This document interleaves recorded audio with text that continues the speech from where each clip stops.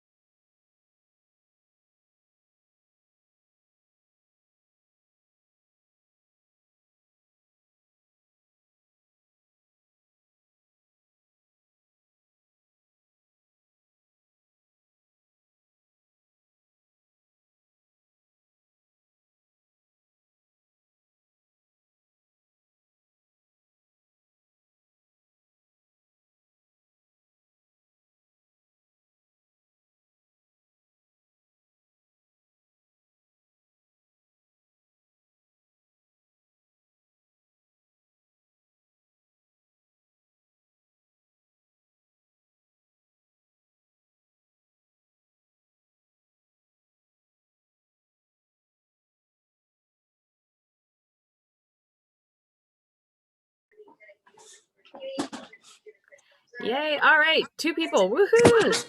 It's 8:31. I think everyone's cold and hiding today or something. I don't know.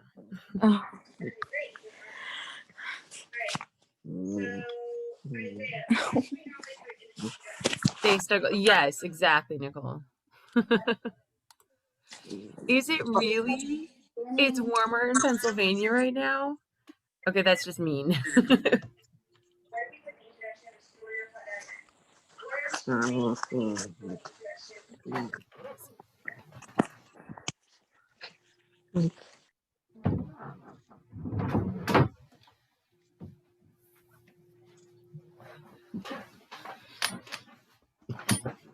Oh, I had a few questions if you don't mind me asking some real quick.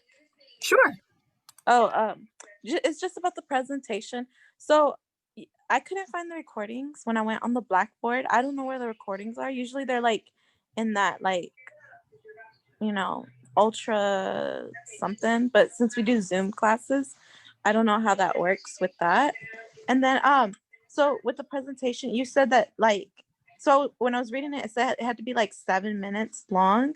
And so you want the dance and then us talking in it, and you said no, we can't speak and have no background or something like that, right? Well, you can some, right? But just remember that we're visual people and we like to kind of see what's going on.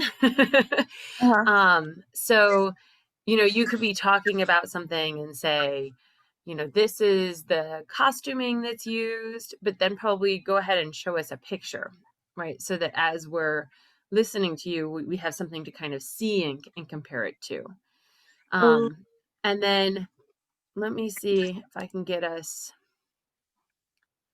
pull up Blackboard. So because we're not using Ultra, I mean, we could, I've talked to people though who find it much harder to kind of navigate. So this, if you log on to Blackboard, this is what I see. You guys might see something a little bit different. This is what I see. So here under announcements, if you come down, I always have ours pinned up at the top, right? Our link pinned up here. And then this is information for next Friday. So this is for today, right? And then next Friday, and then here are all of our class conversations linked. So these are through YouTube. So you can click on this and it'll take you to that class conversation on YouTube, or you can go back because they're not saved as special, right? We talked about it before we started class. If you go back over here to the Japan and Korea unit on the side, you can click on it. And then you have all of your readings and the lectures. And as you get down here, this is where I put the class recordings. So you can watch them on here. And for me, at least, they load right to it. Yeah. So you can watch kind of the beginning and see if, to get the information about the presentation. Oh, I thought those were all pre-recordings or something like that. No? No. When I say class discussion, that's us. That's class, right? So this was class on the 21st. This was class on the 14th. And then today's will go up in the next unit, but it'll go up there too. And you can always come out here to these, or I tried to make it really easy so you can go right here through announcements and you've got them all right there. And that's class. That's not lectures. Those are class. Oh, okay. Thank you. Yeah, you're welcome. And let's see. We'll do this one. I don't know if you guys are going with me. Can you see the YouTube screen? Yes. Yeah, okay. So you can also come right here and you've got the class right here. Is that how you edit and fix up your videos with YouTube or something like that? So I'm not I fancy. I don't know. I've never like made a video before or like edit it or anything like that. So I'm like, I don't know how I'm gonna do it with like 7 minutes and then things all in it because I've never done it before. So I don't. So my recommendation is kind of to do what I did with the lectures, right? Use the lectures as an example. Um, oh, Nicole's in the same boat. Okay. So use the lectures as an example. So what I have, kind of the behind the scenes, ooh, right, not a big deal, is I have all of my PowerPoints. So here I have this one set up. So I have my PowerPoints and I start very similar to this right now. And I talk, right? And then I click out, I do share screen, and I come to the PowerPoint, right? And then I'm talking as you're seeing the PowerPoint, and I might have a video in the PowerPoint. There we go. And then I play the video if it comes up. And that way you guys can see and I'm still speaking. Yeah. So that's how I do it. And then when I'm done, I come back out and I say, thanks, and then I stop recording. Yeah. So that's the easiest way for me. Is if you set up like a PowerPoint with the images or the video that you're going to use, and then you can open Zoom. You have free access to Zoom for I think 40 minutes. You won't need all of that time. You also don't have to necessarily begin and end sessions. So if you start recording and you click out and your PowerPoint's like opened all wonky and da da da da da, just stop recording. Go back in like you can actually see me do it at the beginning of most of our classes. I will start Zoom and then I will go to my share screen and I will make my PowerPoint bigger, right? I go ahead and I put it into presentation mode. So I do that before I actually press record on the lectures. Does that make any sense? And you do all that using Zoom? Yeah. Yeah. Everything I've done is using Zoom. If you know somebody who is good at YouTube stuff and YouTube videos and things and they want to help you out, awesome. Otherwise you can just kind of be like me. Here, let's see if I can take you even further back. So let's go here. Okay. So I begin, right? Say you're going to present on Cambodian dance. So I'm back here, right? Before I even start recording or anything like that, I put together my ideas. I want to make sure that, I introduce what it is, right? Then I create my title slide, right? In this case, I have two of them because this is the one that I like to have as kind of like a splash page, if you will. And then I go into the map. I always have a map because I think it helps you kind of understand where we are in space, right? So I find a map. I usually expand it. This is Google Maps, obviously. And I put some information on the side. So if you're thinking, say you were thinking of doing Bangladesh, I don't know why, right? But you're thinking of doing Bangladesh. So having some sort of information for us of where like Bangladesh is, probably pretty helpful. Maybe in this you include like a picture of your grandfather who came from Bangladesh. I don't know why I picked this country. It's on the map.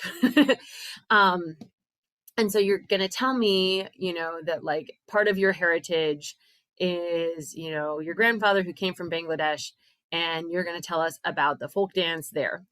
And then you might go into some pictures, right, of what it looks like and maybe talk to us a little bit about costuming.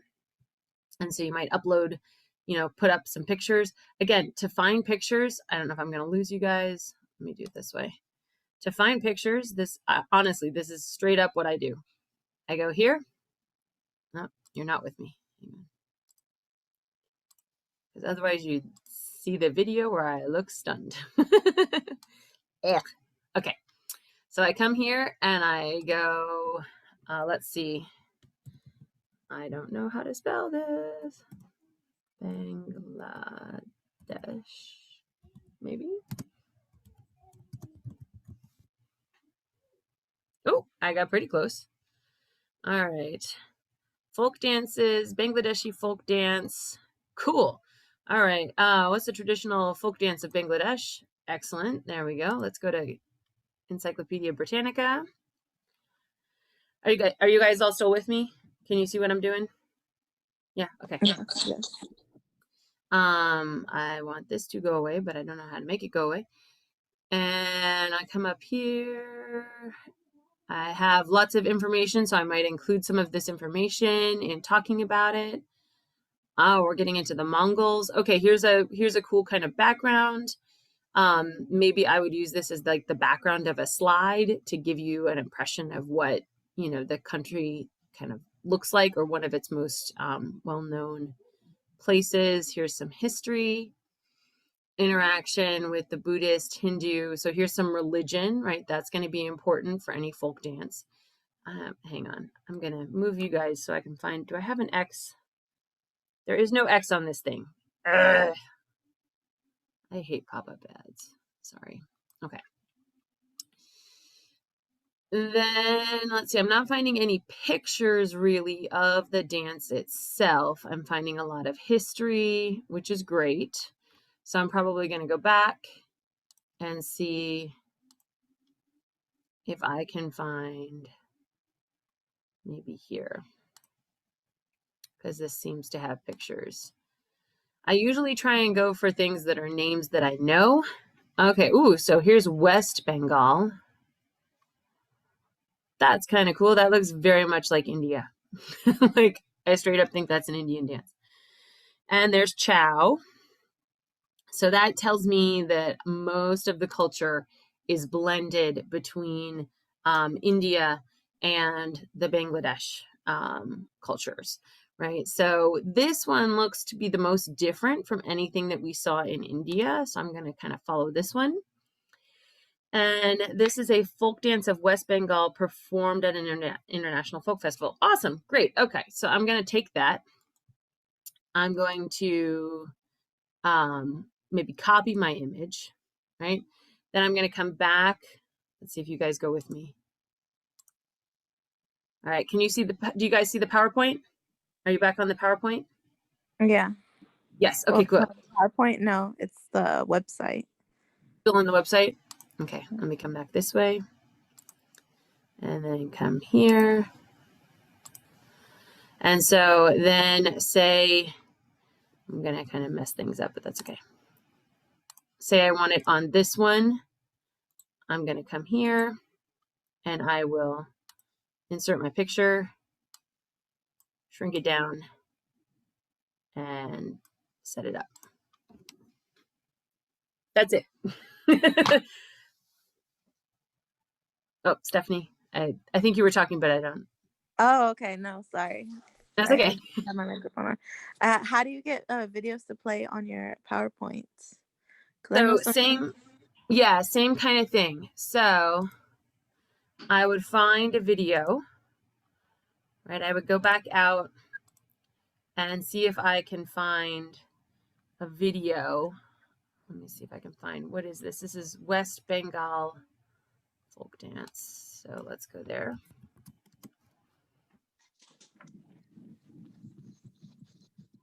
And I will go videos. Ha! It's the exact one I found. Oh, this is perfect. Okay. All right. And then we always got to get through the ad. Oh, no, that's not what I meant. She wanted a roommate who could help with the cooking, but she wanted someone who loves cats. So we got Chris Walda. But one thing we could both agree on was getting Geico to help with our renter's insurance. Dinner's almost ready. Thank you Smells so good. much.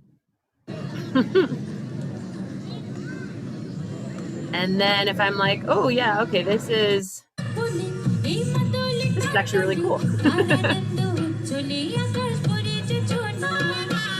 It still feels very much like India, doesn't it? So, okay, so this is the one I want. I'm going to come up here. I'm going to copy. Here, pause. I'm going to bring my cursor up here and I'm going to copy the address. Then I will go back to my PowerPoint. And on my PowerPoint, depending on how I want to do it, so I usually set it up to where the video is like the main thing on it. But if I'm having like a smaller little video, trying to see something like this, then, you know, I'll kind of have a smaller one to be examples. So let's pretend that I'm adding a video to this slide because I have my image here. So I will click on it and no, okay. I will come to insert and I will add, I think I'm over it. There it is. Okay, so over here on the right hand, I will add video and I will add it from online. I will paste in the URL that I found, go to insert, and it's usually going to make it pretty big on my screen. I can then stretch it out and make it even bigger to have it be the central one that's playing on my screen, or I can shrink it down. Probably for you, you're going to want to leave it nice and big, right? So that when you're doing your presentation, it clicks back out to it. Because you guys have seen, like when I go to them on my slide, right, I'm already reduced by the slide itself. And then it's reduced even more because it always insists on sticking me on the side of your screen. So, you know, you want to have that image be as big as possible so that we can see everything that's happened. So there we go. Now I have a video that is a part of my slide.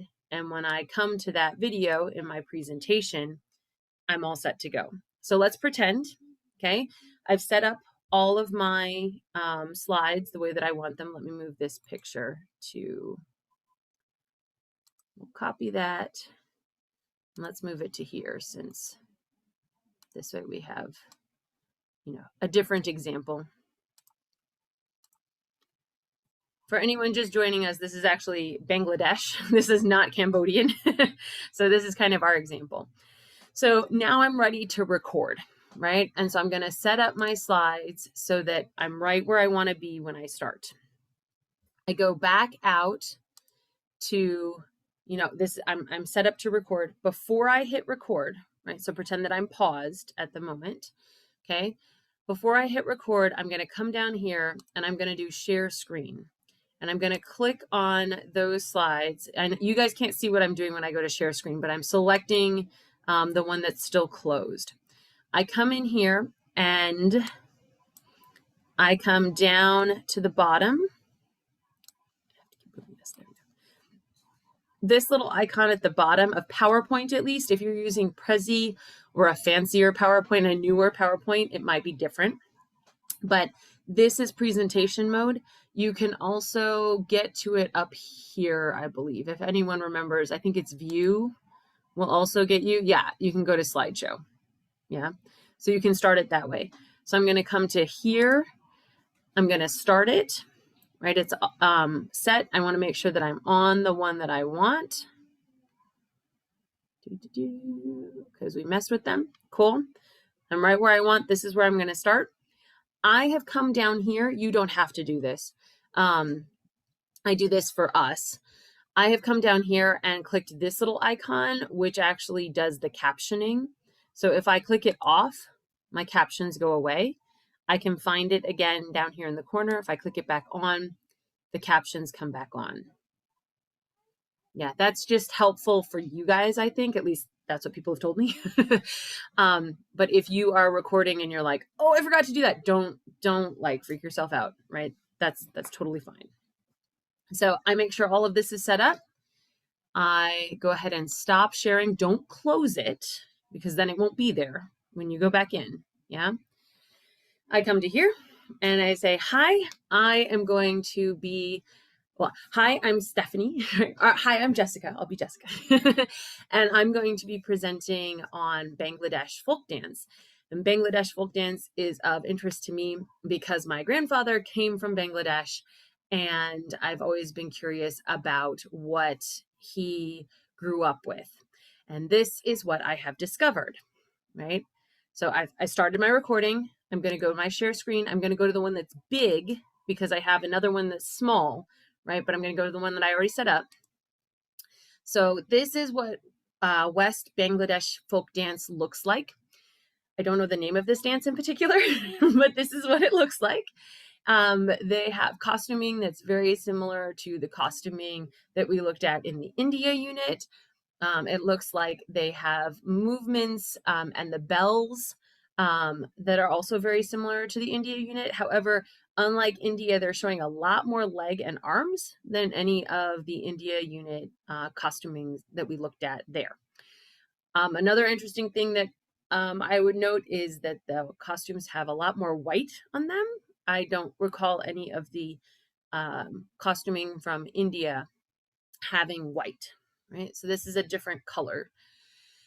Then here is our example, right? All I did was just roll down my mouse, or you can page down on your computer. Here is an example of Bangladesh folk dance. And you can start here, or you've seen me do this, right? I kind of click in. Let us see a little bit of it.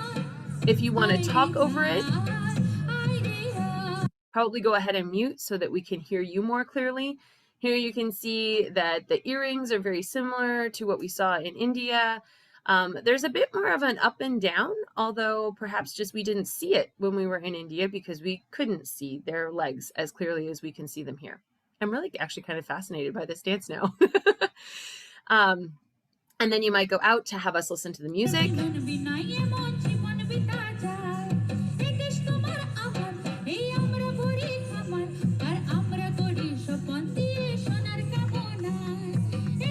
So you'll notice that the music is actually also very similar to that of India. And it makes perfect sense because India actually surrounds them on 3 sides. And the open side is actually to the ocean. So India is a very close neighbor, and they were a part of Indian culture for a very long time. But you can see little differences in the coloring and the costuming, etc., from India to Bangladeshi folk dance, right? Then I would click back out. Actually, I would probably stop it. Kind of reminds me of Indian dance. Ooh, yeah, Nicole, it does, doesn't it? See, now I have to find out more about Bangladeshi folk dance. So then I would click back out and I would say, thank you so much for joining me today as we explored Bangladesh folk dance.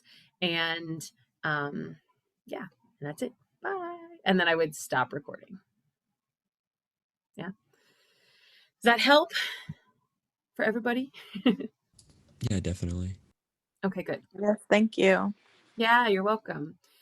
The other option, a bit.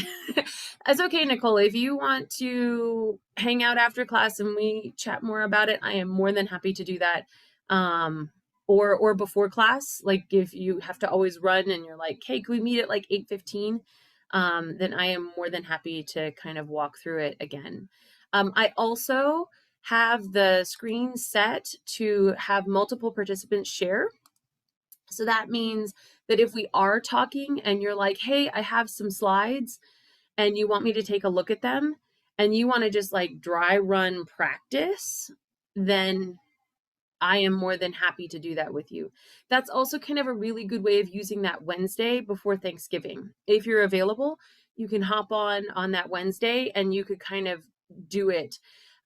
Also, if you don't have a capacity to record, I am more than happy to record for you on that Wednesday, right? Or we could set up another time to try and record. But what I can do is I can come to my videos and I can do, if I remember how to do it, video settings. I can hide everyone who doesn't have their camera on. So Stephanie, come back on for just a moment. There you go. Oh yeah. Okay, so we can be like this, and then when Stephanie is ready to start her recording, right? So she's got everything set up. We've kind of run through it, but she doesn't know how to really kind of do the Zoom recording thing, right? Or maybe you're on your mom's computer and she will flip out if you use all of her memory recording a little video, right? And so you can actually come out. So she's going to stay there. I will go dark, and now she can do her presentation and I can record it. Yeah. And then when we're done, we stop recording. I come back in and we say, all right, good deal. So if you are totally freaked out by this recording thing, please know that I can help kind of facilitate that. Another one that a student used in the spring, they were more kind of used to this stuff. They did the YouTube live and recorded it that way. So if you are more familiar with using YouTube live as a recording medium, great. Alex, yes. I think you kind of just answered it. Okay, so we're not doing it in the actual class, but so any way that we can record it and it looks good is great. Yes. Okay, perfect. Now, that being said, you do bring up a very good point, which is, say, Alex, that your mom will not let you record on her computer. Your phone had I used to have an iPhone 6 until my husband was like, no, you need something more updated than that. And maybe you have a bad camera on your phone, so recording on YouTube is also not really a good option for you. You can then present live. So on, I think it's like December 2nd. I don't remember the date right off, but that's when I have everybody have their presentations due. Yeah, December 2nd. So if you've been wondering, like, why is my presentation due on December 2nd? It's because that way, if somebody does need to record live, say, Alex, you need to go live. You need to do the presentation live because you have a friend who is going to come over and play the music. And you have that access. That's awesome. And so then we will set up for you to actually present live on that day. And because you're going live, then everybody else, to keep it fair, right, and even, is going to also be required to turn in by midnight that day. So yes, if you are totally freaked out by the concept of recording, you don't have a means to kind of get with me. Maybe you don't have that Wednesday. Maybe you work retail and that Wednesday is out. Then, you can always say, hey, Jessica, I need to go live on the 2nd. And we'll do that. I know, lots of options, but does it kind of help?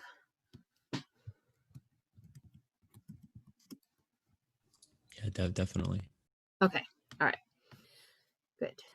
So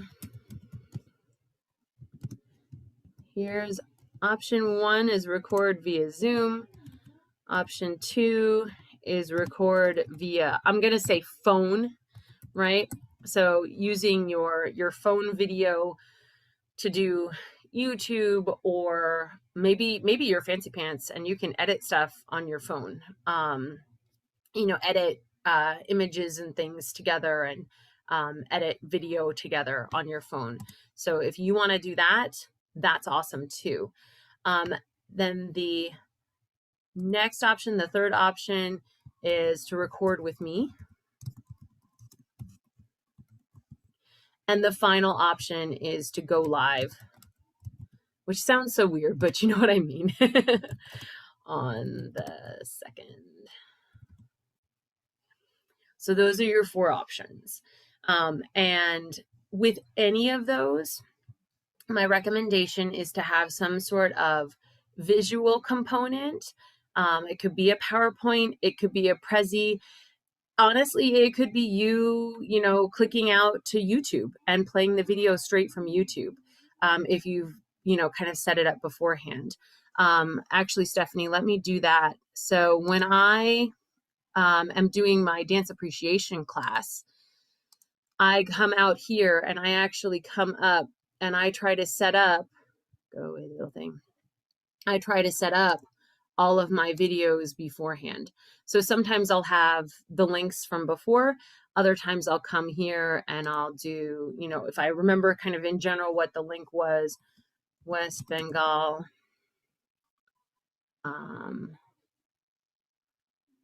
so here we go. We got the dance there. I got a lot of culture, but I'm not finding the one I want. So I'm going to come here. Oh, here we go. Here's another one. So we'll set this one up. This looks like a little demo. That's going to be pretty cool. Okay. And then I got this one here. So now I'm going to come back. Hello, welcome to my presentation on Bengalese folk dance. I was inspired by this because my grandfather is from Bengal and I was always curious about his culture. This is an example of one of the Bengalese folk dances, right? I got it on the one that I want. I'm gonna make it big.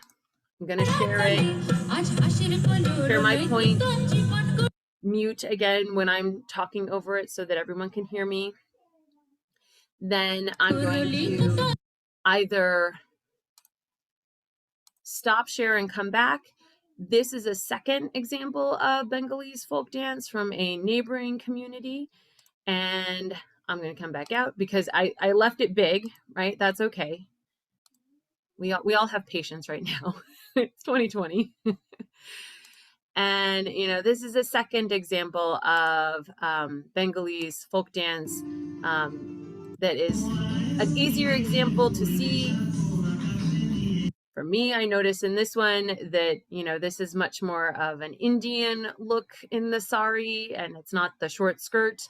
A wonderful classmate mentioned that it has connections possibly to hula from Hawaii, and I see that in the hands, and we will have talked about hula from Hawaii already by then. Oh, I can really see the henna on their fingers this time. So connected to India, but I love the connection potentially with Hawaii and that communication too. And always stop it because otherwise it'll play over the next one. And, you know, thank you so much for joining me for my West Bengalese folk dance presentation. Stop record. So that's another way of doing it if you don't want to put together a PowerPoint. All right, little thumbs up or smiley faces. Yeah, I think I got it. Okay. Thank you, Alex. Okay, cool. Tay, Nicole, I know, Nicole, you said that this was kind of a concern for you as well. Feeling better about it? Smiley face from Nicole. Cool. I love it. All right. And Tay? I'm catching on. I'm catching on. Yeah, a little. So, again, if you have any questions, don't be afraid to like chat with me after class and whatnot. I have a feeling today's class is going to be fairly short because we don't have everybody here to talk. So this is actually the plan for today. I was all excited about it. What I want us to do is I want us to actually try kind of sharing ideas together and then coming back together to share out with each other. So I was going to give us about 10 to 15 minutes to talk in, obviously now really small groups. So in groups of 2. So let me go ahead and I will do, assign automatically. Sure. Let's see what happens. Excellent. Okay. So I will send this in just a moment. And it is basically breakout rooms if you've not worked in them before. It's where you are there with one or more other people. And usually while you're there, you can chat and kind of go over things. but you're still a part of the meeting. So you're still actually physically here, which is weird, really weird to me, but that's okay. When you guys are done, when you feel like you've kind of answered the questions that I've asked, you can come back, right? You leave the breakout room and you come back to the main meeting. I can come into the rooms if you have a question. So if, Stephanie, so it has assigned Stephanie and Nicole, and it has assigned Tay and Alex. And so if I come in and Stephanie is like, okay, we got confused. What are we supposed to be doing? I can come in and I can help you guys out. And then when you guys feel solid, you can come on back.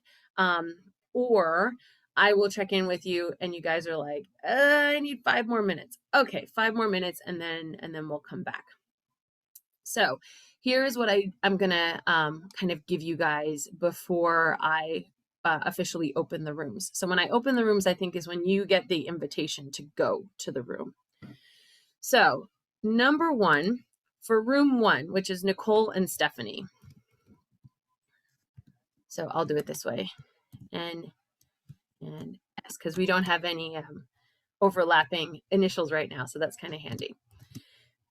The question that I want you guys to focus on first is the history of the Apsara.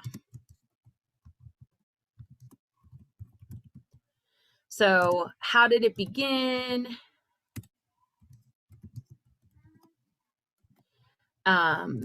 What is the creation story of the Apsara? And all of this is in that lecture that I gave, right? So you can find it in the lecture, you can find it in the book, right? Kind of how did they begin? What were the Apsara in the beginning? Then room number 2. So this is Alex and Tay. Your question is, what does the Apsara look like now? So Apsara performance now.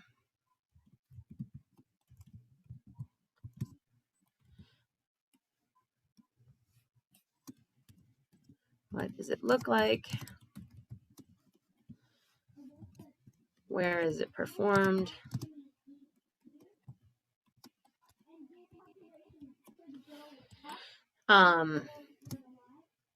Yeah, I think that's enough. All right, pretty good. So these are the 2 questions that each group is going to work with. Does that sound pretty good? So then you guys are going to come back together in about 10 minutes and tell us what the Apsara originally looked like. And then my other group is going to tell me what the Apsara look like today.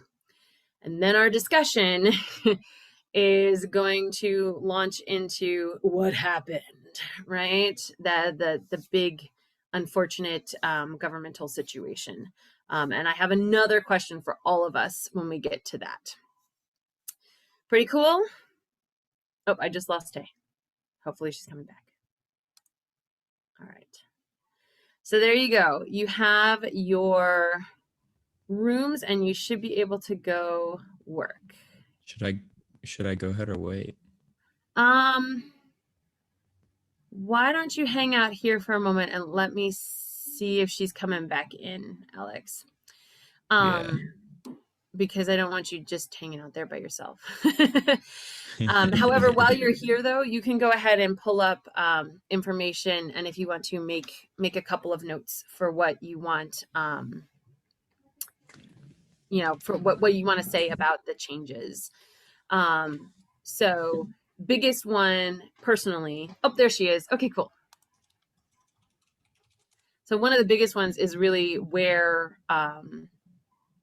they perform, right? Because they were in the temples, and where are they now? That's the thing. Oh no. Okay, I don't think this is a problem. I think this is a problem. I think this is a tech problem. Because she just came back in and it was all dark again. Tay, come back. Let me see if she sent me an email.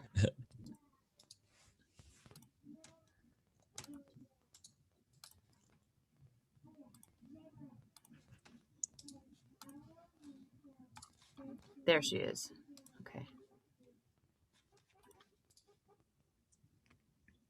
All right, Tay, fingers crossed. I don't Okay. know what's happening. Yeah, that's okay. I figured it was probably not your fault. Right? It's like it keeps kind of kicking you out. So I'm gonna go ahead and send you to room 2. And you guys can go and talk about kind of the changes now in Apsara dancing. I was already talking with Alex a little bit. One of the biggest ones is where they now perform, right? So they used to be in the temples. Now they perform on stages. Ah,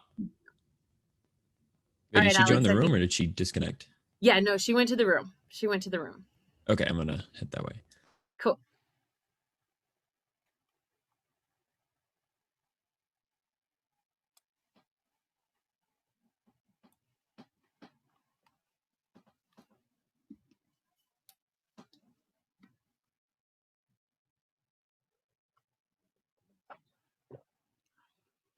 Oh, shoot.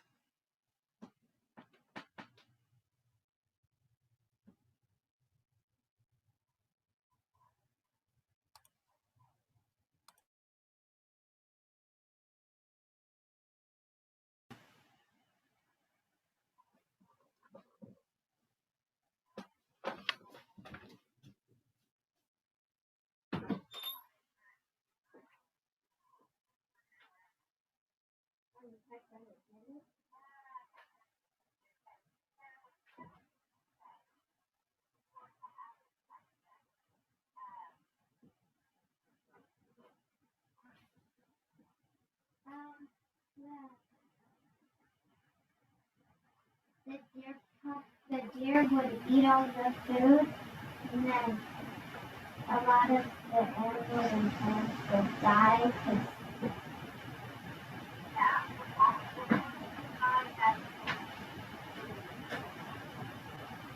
Um,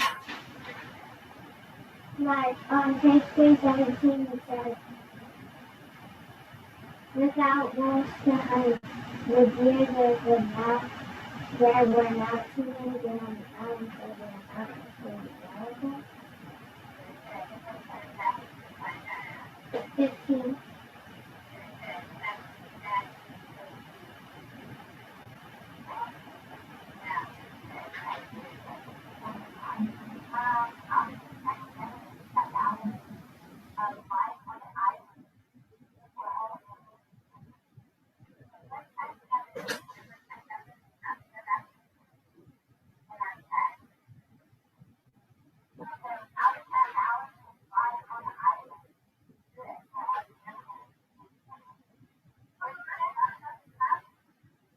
The island was back to balance because the wolves were back and there were not too many deer to eat all the plants.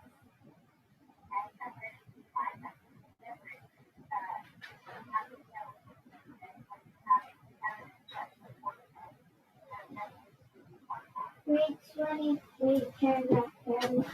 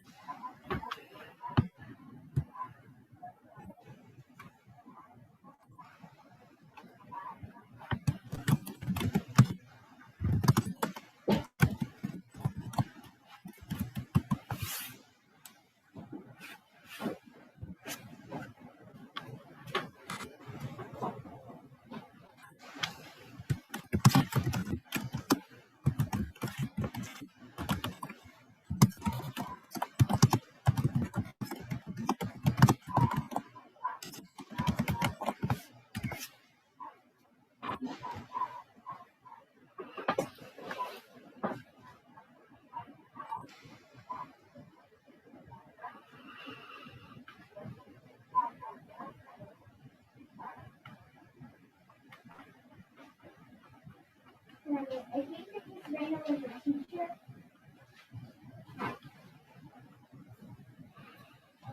I think if Miss Rena was a teacher, she would have had her cousin question for a mom.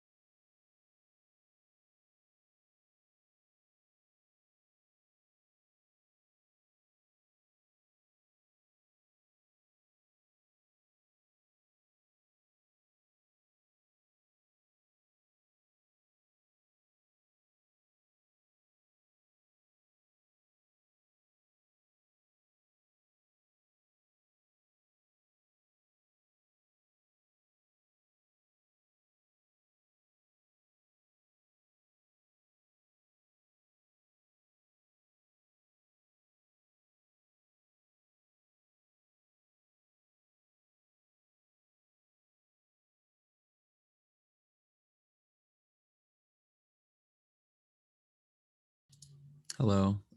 Question. Oh, your mic's muted. Sorry, as I was like clicking around. Yes, please. I see. Yeah. So on the questions, like how much detail do I need to go into it? You don't. Yeah, I mean, don't think of this as like anything super formal, right? Hopefully, this was supposed to be a conversation, and you guys were supposed to come back with like, okay, well now it looks like this. Oh, okay.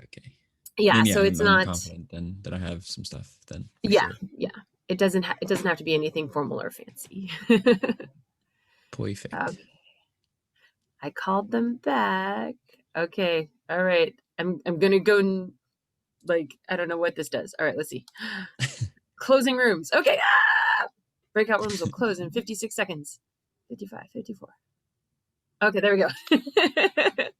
Okay. Cool, Nicole. All right.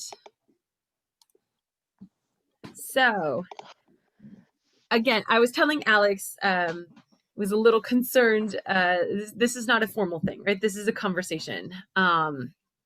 So I would actually like to start with you guys, Stephanie and Nicole. And, again, it's not a formal thing. So you guys can kind of toss back and forth, chat back and forth.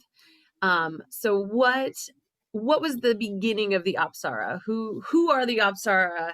What is their creation story? Why do we care? Right? Where does it come from? Mm-hmm. So it says that it came from like the Hindu religion, or like that's what I saw in the video. I didn't really watch, the video before class, so. But they were considered like deities. It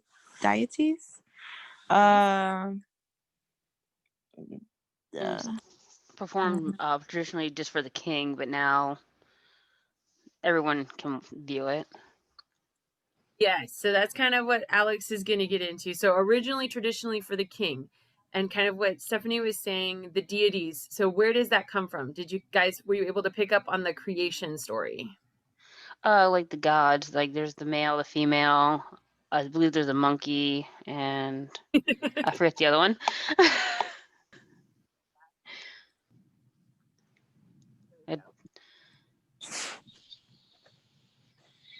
So yeah, keep going. You're good. Oh, I'm like not sure, like which one. Okay, I forget the last one. So yeah, India, right? Because India they have deities. Yes. Yeah. So it started with their creation story. Is that the gods, like the high gods, right? We're talking the Hindu gods, were battling with the ogres or the monsters. And all of this battling churned up the oceans, which were milk at the time. And this churning of the sea of milk, the churning of the ocean, actually produced the Apsara. And so a word that kind of maybe helps us a little bit is angel. So the Apsara are all female originally because they were all creators, right? And females can give life, right? That's kind of the union between being female in this situation. So the females can give life, and so all of these deities or angels is kind of a better way of kind of thinking of it, come out of the churning sea of milk. And of course they are from heaven, so they have these gold crowns and everything. That's where the gold crown comes from. And they are in charge of creating everything, right? So there's an Apsara for the trees, there's an Apsara, and probably even more than that, there's an Apsara for the oak trees, there's an Apsara for the ash trees, there's an Apsara for the grass, there's an Apsara for you name it. Going to go, okay, yes. And then, all of this kind of creation comes from the Apsara. So that's kind of their origin story. Then within, okay, so let's see. I know she just had to step out. So Nicole, where were these performances originally taking place? I didn't find that. I mean, I'm assuming it'd be like in the kingdom for the king. Yes, yes. So it's definitely within the kingdom, and it's in the temples. Oh, So okay. but also somewhat in the palace, but not so much, right? The idea of being for the king is actually that the king is supporting them. And what's really fascinating is 25% of the budget up until the 1970s, which we'll talk about in a minute, 25% of Cambodia's budget actually went towards the arts. So we're talking like grand scale money that was for dance and music and visual art and architecture and songwriting, and instrumentalists and poetry, anything, right? All of that money was actually going towards supporting this, and that was coming from the king. So the king supported the Apsara, but the Apsara were also the only people who were, to a certain extent, equal to the king, because in their understanding, the king was a deity on earth, and the Apsara are basically angels to a certain extent on earth. And so the king, unlike what we saw in Bharatanatyam in India, the king is the only one who can really associate with the Apsara dancers, because otherwise they are deities on earth, right? And deities can't interact with mortals. At least, in the Hindu tradition, we have a lot of deities that are interacting with mortals. Same thing for the Greeks, right? That's how we get all these demigods and whatnot. But the idea here is, definitely that, like, you are a human. I am an Apsara. So, we can't interact. If I want to interact with you, aka if I want to get married to you, then I can leave being an Apsara, and I can basically descend to earth to be with you. But very few of them did that, right? Because they were raised and trained for this. So if I am now a wife, I might not necessarily know what to do. So yeah, historically, we're going to perform in the temples. We are deities on earth. We are dressed in a lot of gold. These crowns, unfortunately, were actually melted down by the Khmer Rouge. So the ones that we have today, like in this image, are only gold leaf or sometimes just gold paint. But the original ones were actually, solid gold headdresses. Again, very artistically done. So, they're not like super heavy, but, definitely very expensive. Okay. So Nicole, Stephanie might be back. Nicole, I had a question. Yeah, go for it. So like in the thing that I was reading, it was saying how it was basically pretty much destroyed in the 70s, right? And then afterwards, it said how it was brought back in the 50s and 60s. How does that work? Okay, so yes. So let's shift. Hang on to that question. Okay. Let's shift to Alex. Alex, I want you to share what the Apsara dancing and performance looks like today. And then Nicole, we will come back to that question because yes, that is a little confusing. So like most of the things we've been learning about, it changes quite a bit and gets a lot more progressive and a lot more accepting and blah, blah, blah, blah. So traditionally, obviously, it was for the king, but today it is performed to literally everybody, like even tourists that come to the country. I think earlier we were talking about the 4 roles. So there's the male, the female, the giant, and the monkey, which is usually played by a male dancer. Mm-hmm. And like male dancers have, become playing roles in the Apsara dance, but even still today, like the art is mainly practiced by women for sure, even today. Where my little chat that had my question? Oh, and where is it performed now? So rather than traditionally it being like in a specific place for the king, although I'm not sure exactly where that was, but today what I found, it seems like it can be performed anywhere, but generally it actually is on a stage with an actual backdrop, actual Angkor, what's it called? I can't pronounce it, but the art from their country in the background, and really plays like a traditional role still. It's just in a place where everyone can see it. And I don't think they're I lost you at the very end, Alex. I said, and I don't think that they're thought of as gods anymore. Yes. Yeah. And that's a huge one. That's why I wanted to make sure you got that in there. So yes, what ends up happening is they are stripped of this role as deities on earth, and they become regular people.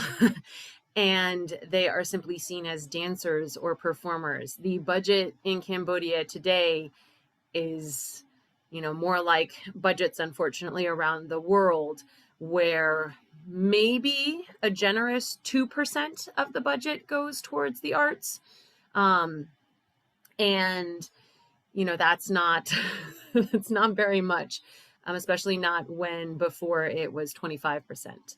So we have a really big shift in sort of understanding of the role. So originally, the role of the Apsara dancer was to dance to please the gods. They could intercede on someone's behalf, right? I could go to the temple and I could say my crops are dying because it's not raining. And Stephanie would say, okay, we will do our dance, right? And they go back into the temple. I probably actually would not have any contact with them. I would probably contact an intermediary because I can't speak directly to an angel.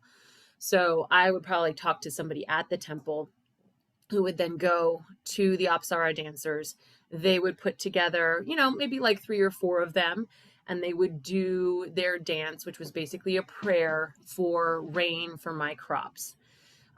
Likewise, maybe I go back later and I'm like, oh, we're having a really hard time having children. Can the Apsara, intercede for us? And the intermediary goes to Nicole and says, okay, gather, your sacred number to do, a fertility request dance.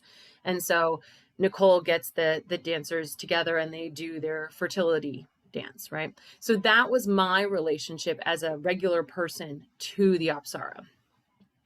After the Khmer Rouge, which that's going to answer Nicole's question.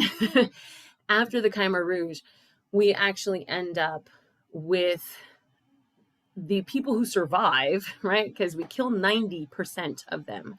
And I'm not just talking the dancers, I'm talking anyone educated, anyone artistic, anyone who said anything about the government. Basically, if you were not a poor, ignorant farmer, you were killed. So that's that's kind of the situation that we were in when some of the dancers are able to return and they take pride in sharing their work. They are no longer considered to be intermediaries because a lot of their temples were destroyed. Angkor Wat actually has a large portion of it that is rubble. It's not, the grand part of the temple still stands, but a significant portion of it is no longer there. So what it originally looked like, we don't know. And so the Apsara dancers are removed from the temple. They are no longer a part of that.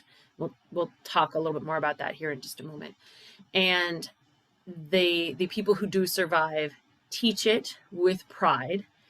And, it has to take a lot of guts to be like, I was an angel on earth. I realize even angels can die. And I'm going to share this because if I don't, it's going to die with me. And so they share their art. And now we have performances on stages that I now, as a regular person, can go and buy a ticket and watch their performance on stage. So I can now see what the Apsara are doing. Are they doing prayers anymore? No. So now what they're doing, Alex, did you get into the stories that they're presenting at all? It just talked about the, well, it was somewhere in here. It kind of went into it, but it was just not really. Okay. So what they're presenting on today is actually their creation story. So the churning of the sea of milk is a common theme to present on. So it starts with the battle that now includes males, right? So these are generally male characters, but they're actually now being performed by males, which that is a big shift, right? Before, all the creation came from the females. So that's why all my Apsara were female. Total Jessica aside, but I also think the king liked them all being female, right? Because then there's no guys to like mess with his girls, you know. And so yeah, that's a total Jessica aside. Sorry. But now we actually have some males who are playing some of these character roles. So let's see if I can find them. There we go. So these are actually usually both males. They are masculine characters. One is the ogre or the giant, and one is the monkey. And they would have originally been female, but this is a contemporary performance, and so these are actually both male. However, another very common story is the legend of Apsara Mera. And Apsara, we know this word, right? This is the female deity dancer. Her name is Mera, and she falls in love with the king of the Kambu, right? Who become then the Khmer. Kambu Mera.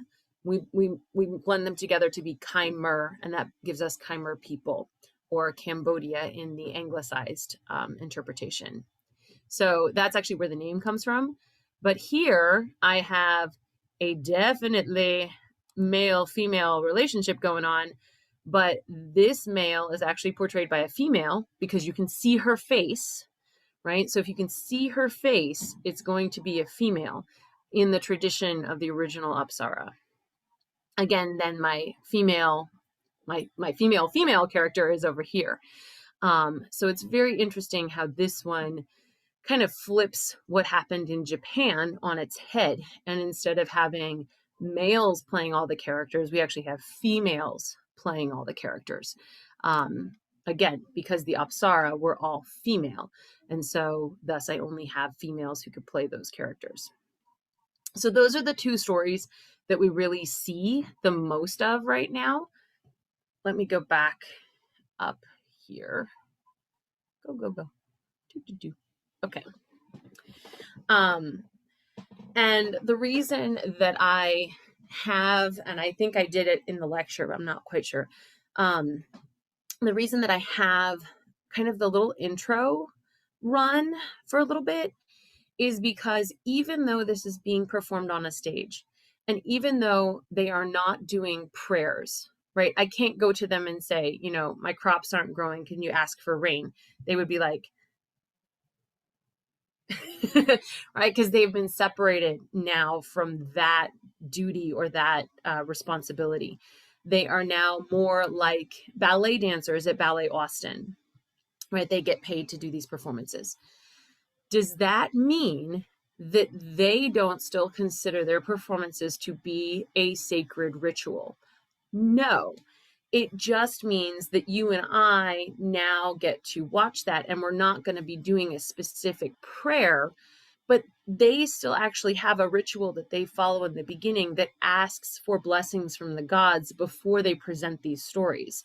So even though I'm presenting like a love story and a creation story, I still am seeing it as kind of a link between, you know, the beauty of the gods or the creation of the gods and art, right? So the dancers themselves, at least it appears, are not necessarily making a huge distinction.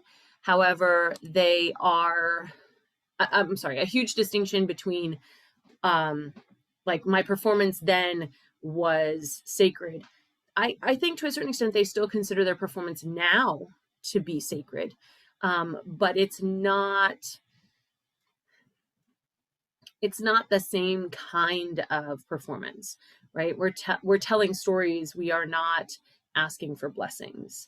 So it's a very different kind of approach. And if we ever got to have, World Dance Goes International and we all got to go to Cambodia, we could go see it, right? So just like when we could go to Turkey and actually see a sema, we could go to Cambodia and actually see an Apsara performance.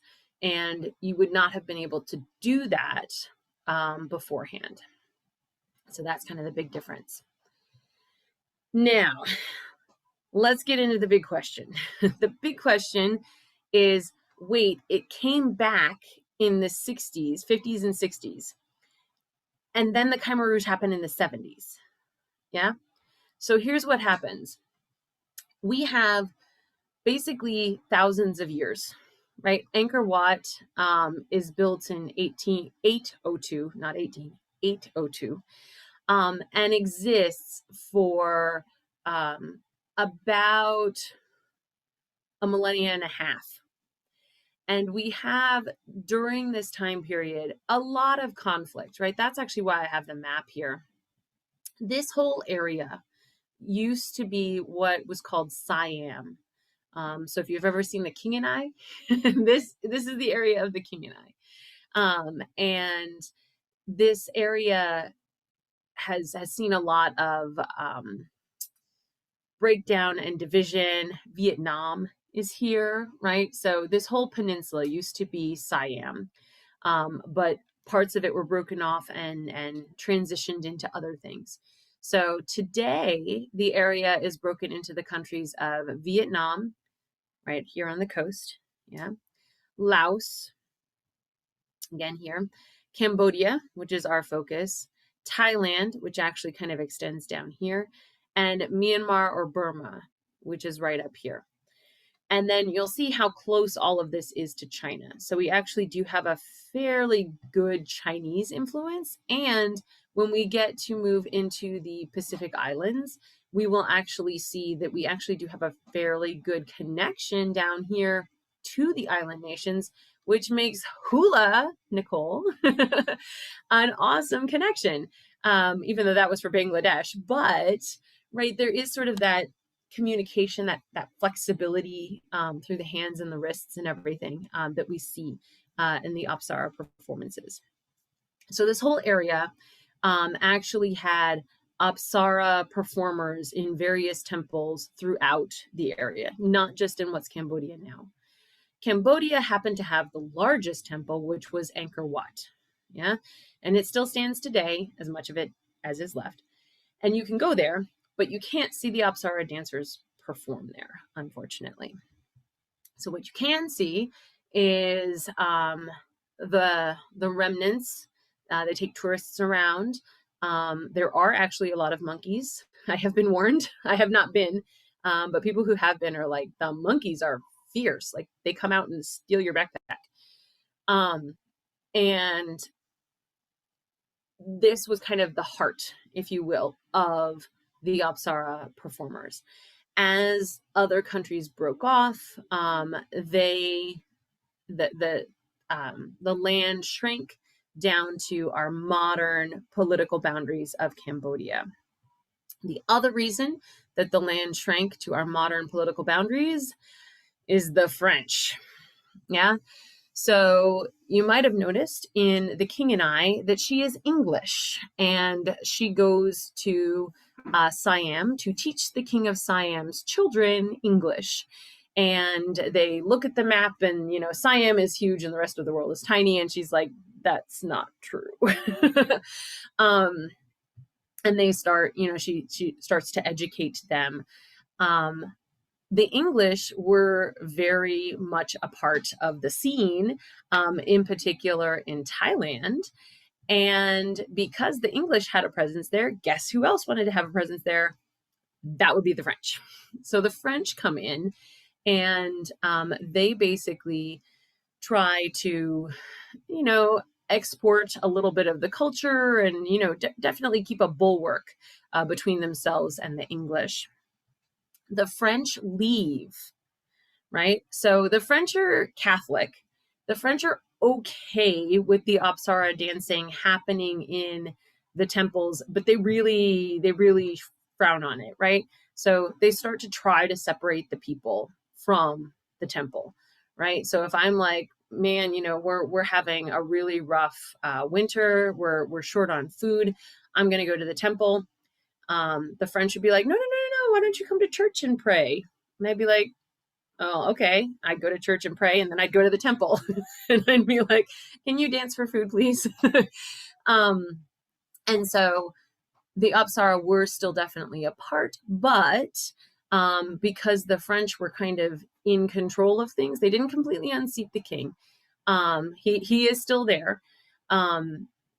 Everything kind of goes a little quiet for that time. And then when the French leave after World War II, so we're talking 53 officially, but they started cycling out a little bit earlier. So everybody kind of pulls back after World War II, right? Everyone kind of goes, okay, whoa, let's see, the world has shifted. So France leaves Cambodia. And that is why we have that rise in the Apsara performance. Because when France leaves, then we have the dancers basically kind of coming out of the temples, right? Because a lot of people had sort of forgotten that the Apsara dancers were there because they had been pushed towards Catholic churches. And so the Apsara performers, the Apsara dancers, right? They still, the deity on earth is still kind of a concept, but now they've been awakened to these other religious concepts. And they actually come out of the temple and they do start to do performances basically in front of the temples. So now I'm not totally hidden away. So I could go to the Apsara dancers and I could say, like, hey, I need the rain. And they would do the dance for me right there. Wow. Right. So there is this great kind of reawakening to the Apsara dancers in the 50s and 60s.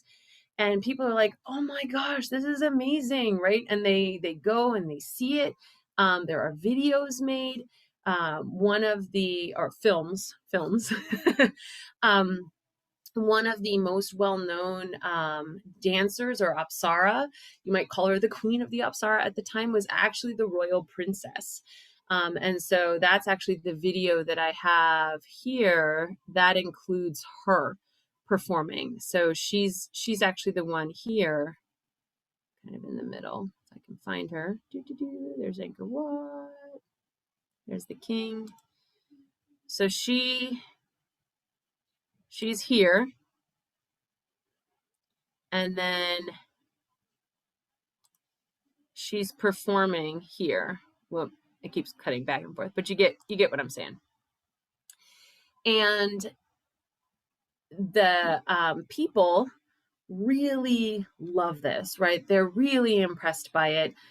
We still have majority of our crowns and our jewelry and our silks and things like that, because the French definitely took stuff, but they weren't so blatant as to come straight into the temples and take everything. But stuff did go missing when the French left, and beforehand. But when the Khmer Rouge come in, okay, so, right, Apsara dancing, big deal, only in the temple, only the king can really see it, yeah?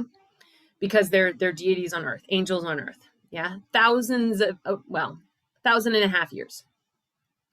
Then the French come in and, ooh, okay, all right, okay, you keep kind of messing with my stuff, so I'm going to stay here, right? And they kind of go a little bit quiet for a little while, right? Because the French are there and they see this as kind of like pagan worship because they don't understand Hindu and Buddhism. And then the French leave and we go, oh yeah, this is what we do. But even more so now my hands are going to go outside the screen, right?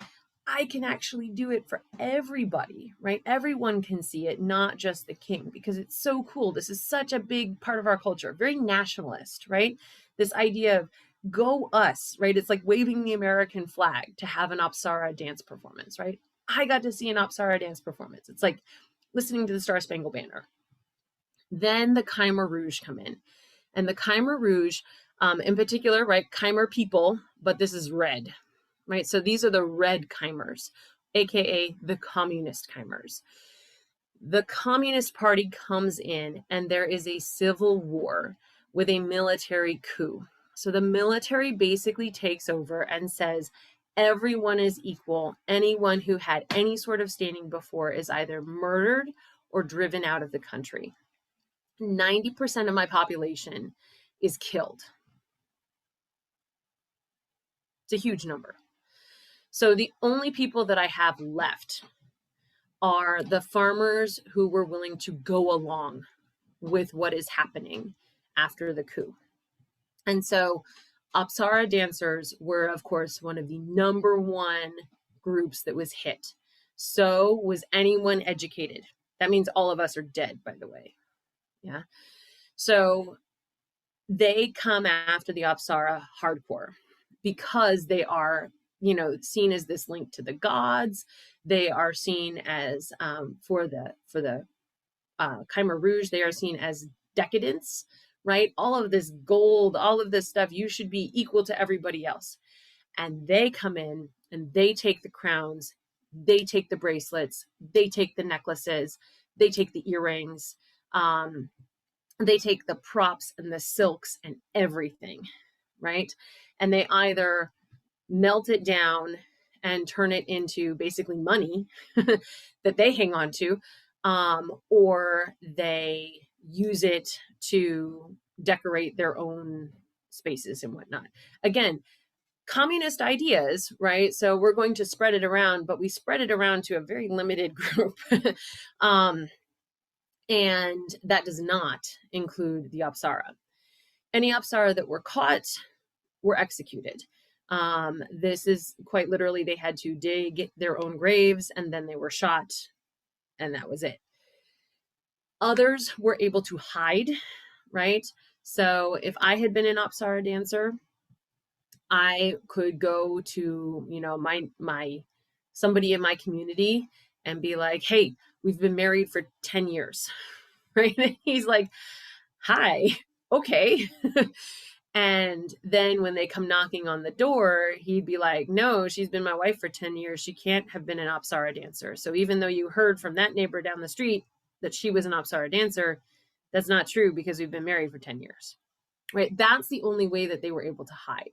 Again, because an Apsara couldn't actually get married and still be an Apsara, because then she would have descended to earth, right? So to still be an Apsara, she cannot get married. And she cannot have interactions with humans. So that was the only way they could hide. People like the princess actually fled the country because they had the means to get out of the country and find safety. All of this ends up kind of blowing up. It was a very scary 10-year period. As it kind of falls apart, we do have the princess return, and she creates the Royal Ballet. And the Royal Ballet is just what it sounds like. It's the ballet for the king, but not ballet like tutus and point shoes, ballet like dancing. And so it is dancing that is done by the royal performers, if you will, right? We have the Royal Ballet in London. It doesn't mean that the performers are royal. That's the name that they gave it. And that's basically what's happening here, because of course the king is no longer. So even though I'm still calling her the princess, at this point in time, that line has unfortunately been demolished by the Khmer Rouge, right? Because royalty and communism does not go together. So she unfortunately lost, I think it was her brother, who had been the king. And so she comes back. She is simply a regular person, but everybody knows her as the princess. And so she helps to reconstitute the ballet with those who still remember the steps, right? Because it hadn't been that long, but still a significant portion of the community was killed. So, what did we lose in those deaths? And so she brings it back, but we are no longer considered deities on earth, right? Because that was, completely severed. We are no longer performing in the temples because most of them were demolished, right? They don't even exist anymore because communism doesn't believe in religion. There is no religion in communism because that puts somebody higher than you, right? So I cannot have anyone higher than me and still be communist. So there is no religion. They destroy the temples. I can't perform there. I don't have a lot of my original pieces, so they actually have to rebuild them. And that's what I was saying. A lot of them are only gold leaf or gold paint, as opposed to the original solid gold, because all that money was gone. And the dancers themselves are performing more stories, not prayers anymore.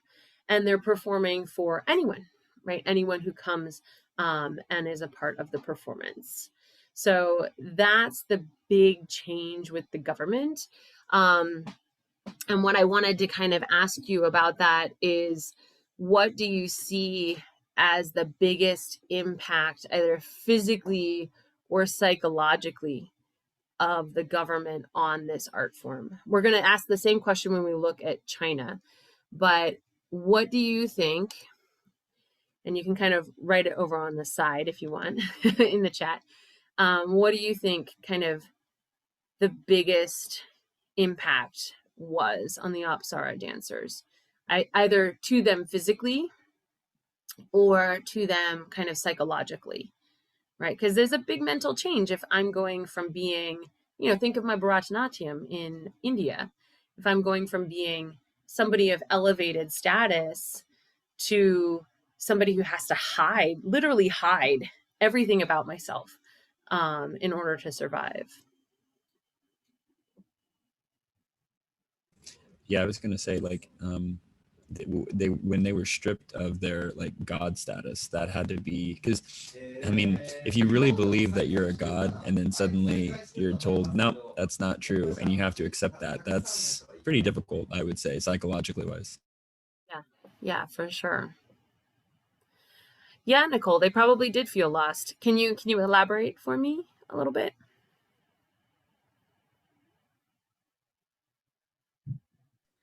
Well, basically going from not having to associate with these people or not being able to associate with them to having to treat them as equals, or being seen as equal and actually having to partake in doing work and eating their foods and embracing their culture type not rituals, but like the daily routine that they have, compared to being pampered. Like, I meant like that. And also having to hide their intelligence and all that fun stuff. Because I know that'd be really hard for me. Like, I have a problem dumbing stuff down sometimes. So. Hey, that's a good problem to have, I think. But yeah, no, I like this idea, because I think to a certain extent, like, part of what you're saying is exactly how the communists felt, right? It's like, no, you don't get to live that lifestyle. But then at the same time, if you really think about it, what they did is they completely destroyed their homes, right? So these women at the time were basically given to the temple as like 6, 7, 8-year-olds for training. And then when they were, say, 16 or 18, they officially became Apsara dancers.